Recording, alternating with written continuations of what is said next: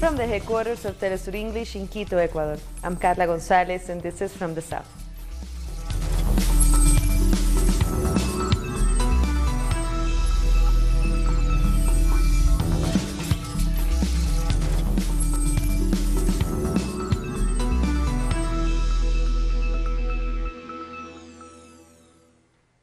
On Monday, 6 people, including a minor, were murdered in the Colombian department of Meta.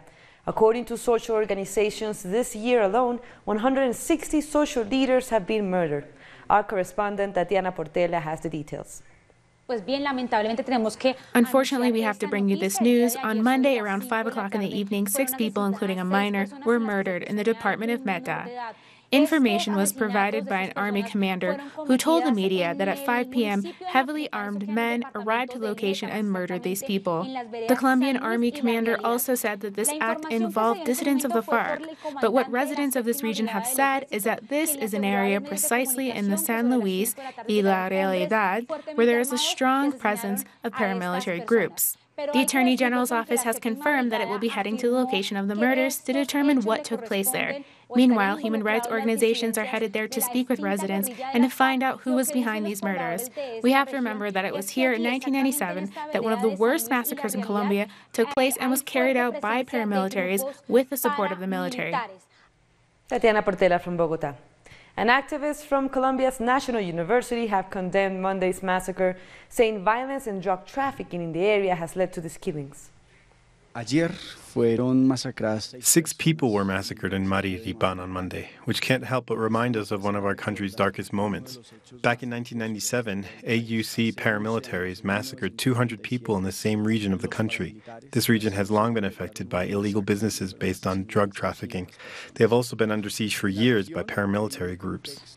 And Sarmiento also spoke about inaction from the government of Iván Duque in helping campesinos replace illegal crops with legal ones, a key point in the peace agreement signed with the FARC in 2016. The government has abandoned, or at least hasn't paid importance to replacing illegal crops. Their anti-drug policy is once again based on repression and militarization, tenets of Uribismo. Monday's massacre is yet another example of the failure of Colombia's anti-drug policies. Human rights organizations in Argentina, along with political and social groups, marched to the Plaza de Mayo to stand against institutional repression. They also demanded justice for victims of forced disappearance. For the coordinator against political and institutional repression, the number of murders at the hands of security forces since Mauricio Macri took office are alarming. It's very alarming because all official speeches that promote happy policies leads to more murders. When Minister Bullrich says that anyone who wants to have a gun can have it, when she defends that police can shoot a person in the street and get away with it, she is sending a message to all security forces that they can do anything and nothing will happen to them. This has always been the case in Argentina. Every time this type of speech is made, murder cases grow afterwards. The march organizers condemned the over 1,000 cases of trigger-happy shootings and say they show the administration of the Cambiemos alliance is the most repressive one since 1986. These figures mean there's over 1 death per day, either due to trigger-happy police or due to torture in jails, or even from forced disappearance and femicides committed by police, or deaths due to repression against social protest. I insist, the solution to this violence will not come from institutions which are usually late and slow to respond. That's why we need to be on the streets. People unanimously reject a recent resolution from Security Minister Patricia Bullrich, which enables the legal use of a firearm by security forces in different situations. Despite this, it still hasn't been revoked. We have to end this resolution that is going to make us kill each other. We are in danger anytime there is a demonstration. The police feel empowered, but we have to continue saying no to this government and to Bullrich. Indignation and pain takes over victims' families, as well as demonstrators. Repression is a state policy for Macrismo, and impunity is just a part of their power. The 53rd biannual summit of the South American trade bloc Mercosur took place in Montevideo, Uruguay. Our correspondent Mateo Grille has more. The temporary presidency of Mercosur has already been assumed by Argentina. It's now up to Argentine President Mauricio Macri to lead the economic integration of the Southern Bloc. Macri has said there's need to open to the world with the free trade agreement between Europe, Asia and Mercosur. Additionally, for Bolsonaro, Mercosur doesn't seem to be his priority. Therefore, several countries of the bloc have been concerned. So we will have to wait and see what is unfold in the upcoming months. Mateo Grille from Uruguay. And during his speech at this summit, Argentina's President Mauricio Macri called for coordinated strategies against the government of Venezuela. We must continue to work tirelessly and in a coordinated manner for the liberation of political prisoners, the respect for human rights, and the restoration of democracy in Venezuela. And Brazil's President-elect Jair Bolsonaro announced he plans to take the, quote, necessary measures against the governments of Venezuela and Cuba. On his Facebook page, he said his government will do anything in their power within the legal bounds against both countries. In Ecuador, the government of Lenín Moreno has announced new economic measures, including raising gas as well as reducing wages and jobs. In a press conference, the government announced that it will be slashing subsidies for gas, meaning that regular gas will now cost $1.85, up from $1.48. Moreno's government will reduce the salary of public workers by 5% and will be eliminating 25,000 vacant positions to cut public spending. Our correspondent Denise Herrera in Quito tells us more. Minister of Economy Richard Martinez, alongside Labor Minister Raúl Ledesma and the Secretary of the President, Sebastián Roldán, stated that the cost of gasoline will rise from 1.48 to 1.85 per gallon. They stated the diesel for public transport and domestic use won't be modified and say that it won't affect taxis. As President Lenin Moreno ordered, we've decided to cut the subsidy generated by dirty markets. This is inefficient and hampers our ability to fulfill our social obligations, such as revealing the real numbers. As we said, this was ordered by our president, so we've decided to reduce the subsidy for extra and eco-par fuel. The National Assembly held its debate on the 2019 general budget. The budget includes the allocation of funding for education, health, universities, and a system to prevent violence against women. The Citizen Revolution movement rejected the budget. They expressed that with this bill, 2019 will be the year of austerity. The most concerning announcement is the cut to gas subsidy. The fuel's price will increase by 46%, meaning that it will increase from $1.17 per gallon to $1.71. We must also consider the other prices. An increase of 19% in diesel shows that the government won't fulfill its plan, but instead it is applying neoliberal policies. The question is, are they deciding this on their own, or are they following the IMF's orders so that the country gets loans to finance the coming year? Citizens are rejecting these measures. This will affect everyone, because even the poorest, who may be using older vehicles, will have to pay more. The minister is a business owner. He won't be affected, but the people will. I was expecting this due to the change in the country's politics. It is us, the citizens, who will be directly affected. The ones who work in the streets will feel the damage. According to President Lenin Moreno, these measures will amount to a saving of $700 million, which will transfer to the National Treasury to be used to protect health care, pensions, public loans, and for debt relief for the middle class. Denise Herrera, Telesur, Ecuador. In a shocking incident at the U.S.-Mexico border, migrant children have been marked with numbers as they wait to cross into the U.S. Footage has emerged showing numbers in black ink marked on children's arms while their families have been stuck for weeks at a migrant shelter, Casa del Migrante. It is not yet known how and when the practice of tracking migrants with numbers started. According to reports, the measure has become standard for all those seeking asylum at a number of port of entries in the United States. The Mexican government has reached a new agreement with the United States to invest billions of dollars in Mexico and Central America, this to tackle the economic causes of migration. Mexican Foreign Minister Marcelo Ebrard said the U.S. pledged $5.8 billion towards development in Central America and $4.8 billion in Mexico. Meanwhile, the Mexican government will invest $25 billion to develop the south of the country over the next 5 years. We want to address the underlying causes of migration so that citizens can build better lives for themselves and their families at home.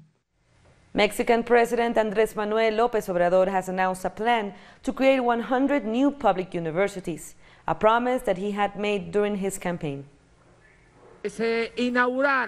We will soon start this program to build 100 new public universities. We're fulfilling a promise we made on the campaign trail. Rural areas will now have access to public education. A group of forensic scientists in Mexico are on a mission to identify every unidentified body of victims of drug violence. They have been trying to look for clues to recognize people in the northern city of Ciudad Juárez, a city where over 14,000 people have been killed due to wars between drug cartels over the last decade. So far, they have developed a special technique that helps in making distinctive marks visible to help in identifying the cause of death. I admire the field experts a lot, and the doctors who during the years were violent pigs had to perform 8 autopsies per day, which is really tough, tiring and difficult. More stories coming up. We'll be back.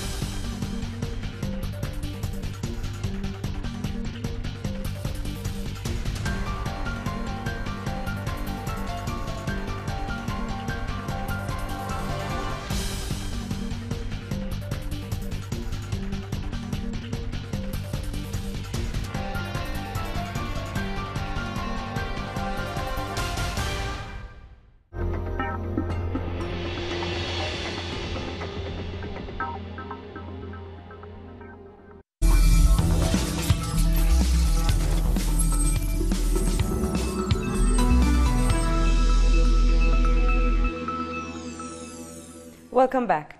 Cuba's National Assembly has presented planned reforms to the Constitution and has said that the article that would have allowed for same-sex marriage will be discussed in a family code.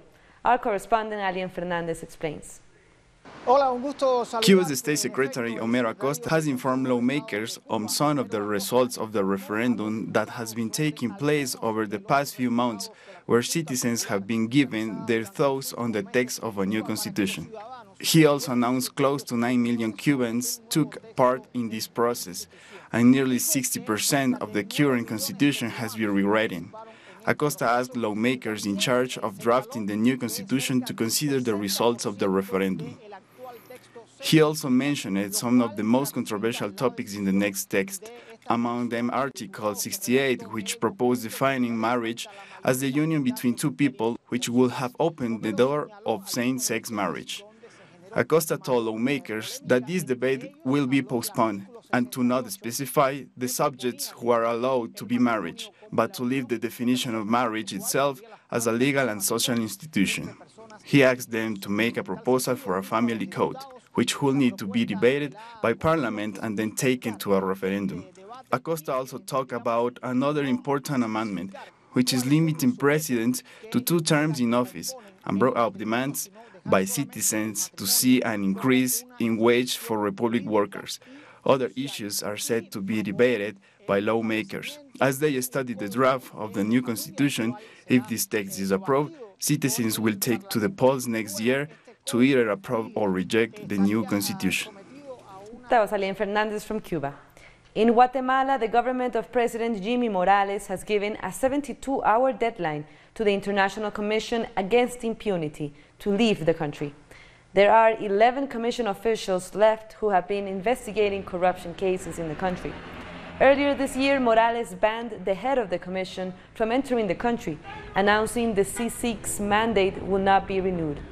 This came after the anti-corruption body launched a series of investigations against high-level officials. Morales and his family were part of multiple corruption investigations. Also in Guatemala, 2 activists protesting against the construction of a hydroelectric plant were killed. Our correspondent Santiago Bortón has more.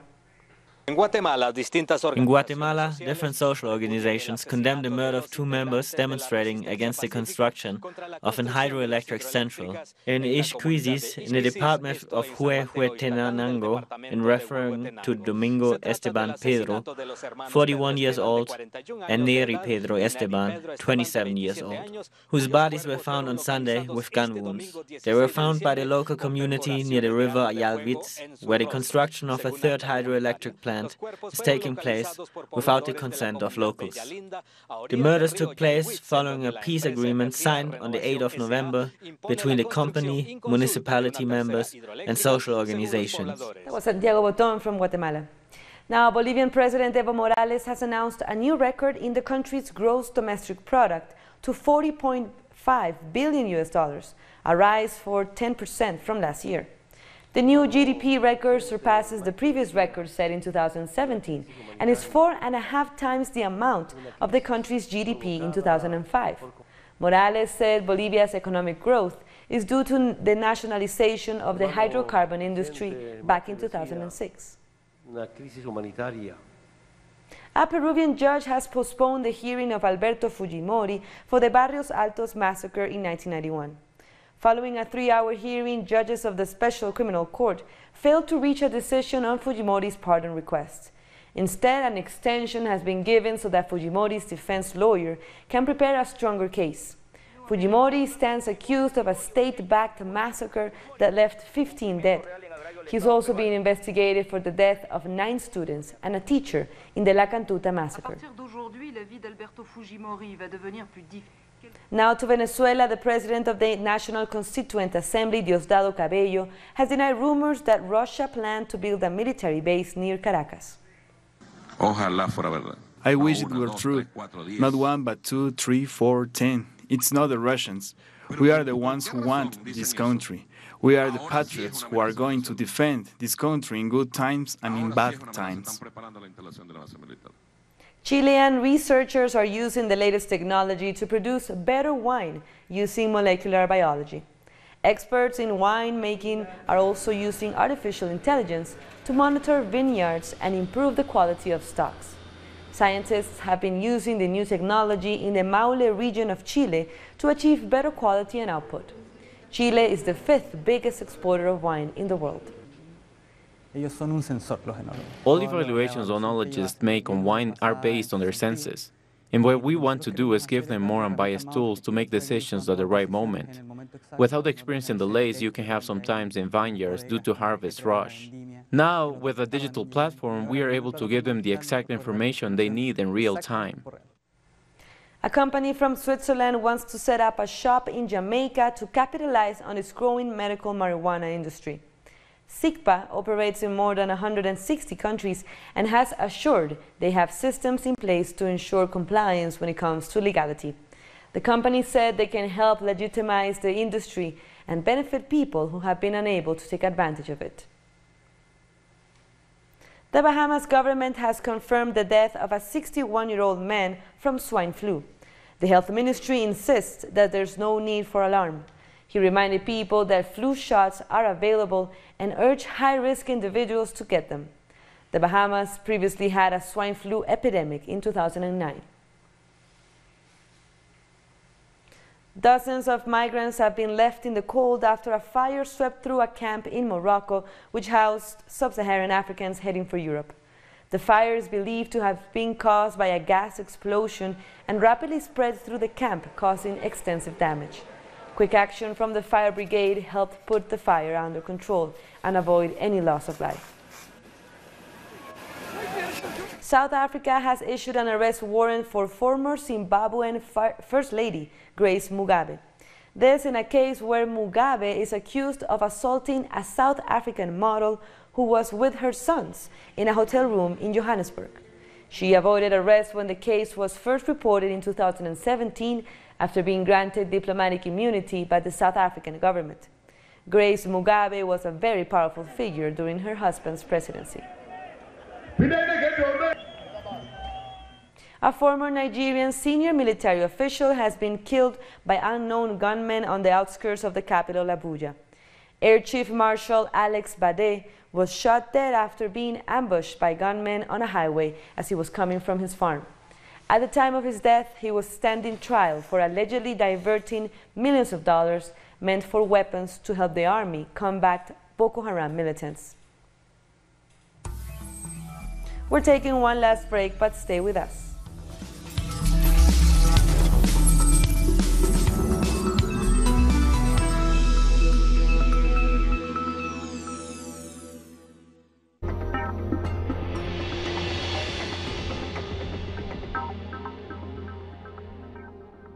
Telesur brings you special interviews with social and political personalities. Monday, from Washington. Tuesday, from Mexico. Wednesday, from Caracas. Thursday, from Quito. Friday, from Havana. Analysis about our continent's reality. Weekdays, only on Telesur.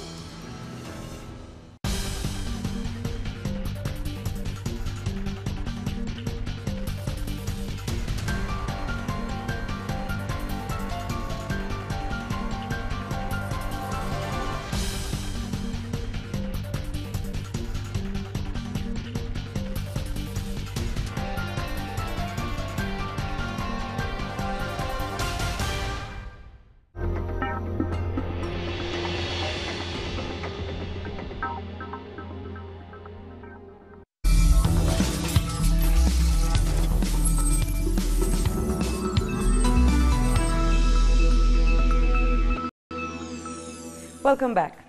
China's foreign ministry has condemned recent comments by U.S. National Security Advisor John Bolton on the topic of China-Africa cooperation. The ministry said that contrary to Bolton's comments, China is committed to developing a mutually beneficial and respectful relationship with Africa. They further added that the United States has no right to comment on the relationship between the two regions. Last week, Bolton criticized what he called China's expanding influence in Africa. The U.S. side should figure it out whether its new Africa strategy is to promote Africa's development or act against China-Africa cooperation. If it's the former, China and the U.S. can take their respective advantages to support Africa's development together. If it's the latter, I believe the African people are all sharp-eyed, and the U.S. will not only be poured scorn on, but also bring disgrace to itself. Belgian Prime Minister Charles Michel has resigned after the Socialist and Green parties tabled a motion of no confidence against his minority government. Michel's resignation comes less than 2 weeks after his main coalition partner, the New Flemish Alliance Party, quit. This in protest at his support of the United Nations Migration Pact. With parliamentary elections scheduled for May 2019, the Belgian king could ask Michel to stay in office with limited power. The Greek parliament has approved the country's first budget after the bailout, amid protests outside parliament against austerity measures. The budget projects high primary surplus and 2.5% economic growth. The leader of the opposition called the ruling coalition a government of lies. Since 2010, Greece has taken 3 international bailouts, totaling almost 290 billion euros. This means the country will remain in heavy debt for years. A Yemeni mother has won the right to travel to the United States to see her dying son for the last time, despite a travel ban for Muslim-majority countries. Yesterday, we showed you the pleading of the boy's father, and now the mother, Shaima Suile, is allowed to join him. She will see her son on Wednesday in Oakland before doctors remove his life support. This after winning a legal battle against President Donald Trump's travel ban. Now let's turn to other stories from around the world. Voters in Madagascar are casting their votes in a runoff election that is pitting two long-time rivals against each other. In the first round in November, the two former presidents, Marc Ravalomanana and Andry Rajoelina, got 35.5% and 39.2% respectively. Madagascar is hoping for a second peaceful elections in upheaval in 2009, when Ravalomanana was forced out of office by protests led by Rajoelina. I hope we will change this country, that's for sure. I'm confident to make the change, and with the participation of the entire Malagasy population, I hope we will change Madagascar. Thousands of people marched in Paris calling for solidarity, justice and equality for migrants around the world as the world commemorated International Migrants' Day. They asked people around the world to have more empathy towards migrants.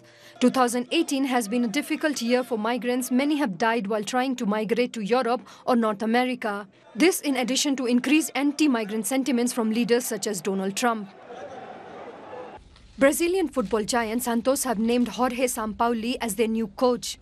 The announcement was made at a colorful ceremony in Sao Paulo that was attended by Santos FC and Brazilian soccer legend Pelé. Sampaoli left the Argentinian national team unceremoniously after a disappointing 2018 World Cup in which Argentina just won one game and were knocked out in the second round. And with that, we come to the end of this news brief, but this and other stories, you can find them on our website at telesurenglish.net. And we are also on social media, so go ahead and follow us. For Telesur English, I'm Carla Gonzalez. Thank you for watching.